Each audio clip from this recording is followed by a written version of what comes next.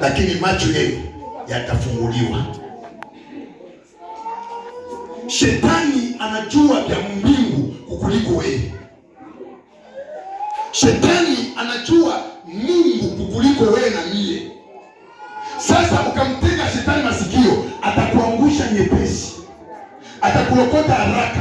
Kumbe ni mtu ambaye sio kutega masikio, ni mtu wa kusema naye, ni mtu wa kusema naye, ni mtu wa kusema naye. Imeandikwa, imeandikwa, imeandikwa, mtu aishi kwa mkate tu, bali anaishi kwa nini?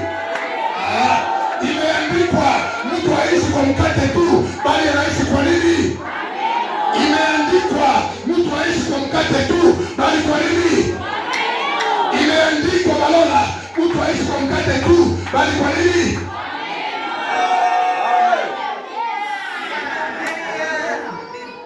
Haleluya. Lakini shetani alijua siri. Hivi Bwana haikuwa